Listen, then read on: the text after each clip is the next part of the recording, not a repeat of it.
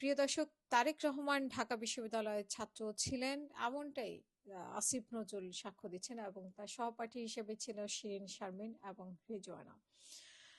তিনি বলছেন যে ঢাকা ইউনিভার্সিটি সম্প্রতি একটি অনুষ্ঠানে তারেক রহমান গিয়েছেন এবং সেইখানে যাওয়ার পরে অনেক ধরনের আহ, আলোচনা সমালোচনা হয়েছে। তিনি আসলে সেখানকার স্টুডেন্ট কিনা, সেখানে গিয়েছেন যে এরকম সামাজিক এবং রাজনৈতিক অঙ্গনে তার শিক্ষা জীবন নিয়ে নতুন করে আবার আলোচনা শুরু হয়।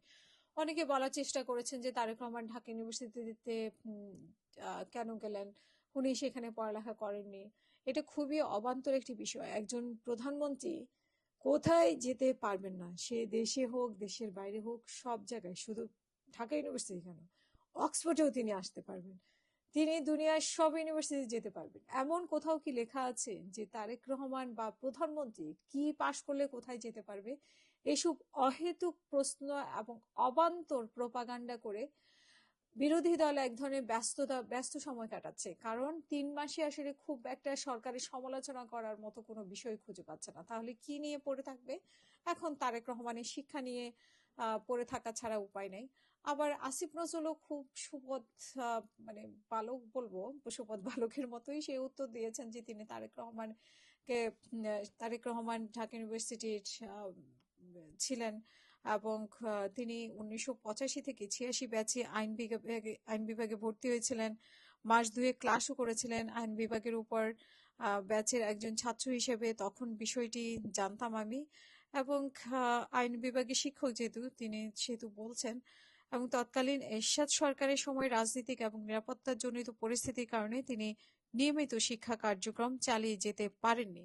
এরপরে আসলে উনি কোথায় পড়াশোনা করেছেন সেটা আসলে খুবই অবান্তর একটি বিষয়। উনি দেশের প্রধানমন্ত্রী, ওনার কাজ নিয়ে ওনার সরকারের কাজ নিয়ে এবং ওনার কাজ নিয়ে আমরা আলোচনা করব, সমালোচনা করব, মানে বিরোধী দলের উচিত এবং আমাদেরও উচিত।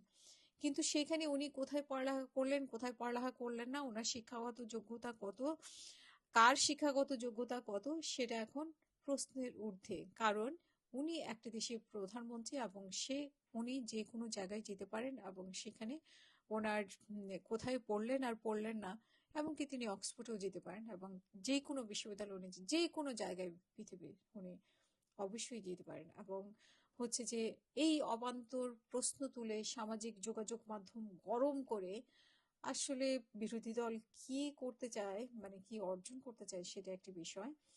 আর আমরা এই বিরোধী দলকে বলতে শুনেছি যখন ডক্টর ইউনূস ছিল যে তাকে সময় দেওয়ার জন্য আহ ইভেন 6 মাসও আমরা শুনেছি যে তাকে সহযোগিতা করার জন্য, সময় দেওয়ার জন্য। ঠিক এই কথাগুলো কেন এই সরকারের ক্ষেত্রে আসে না, যে এই সরকারকেও সময় দেওয়া উচিত, এই সরকারকেও বোঝা উচিত, এই সরকারের সমালোচনা করার আগে তাদেরকে সহযোগিতাও করা উচিত। এবং হ্যাঁ, ঘটনমূলক সমালোচনা করে যদি দেশের উপকার হয় সেটাই করা উচিত।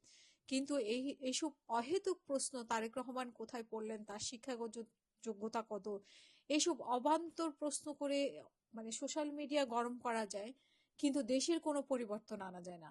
এটা বুঝতে হবে, এটা মাথায় ঢুকাতে হবে আমাদের যারা বিরোধী দল আছেন।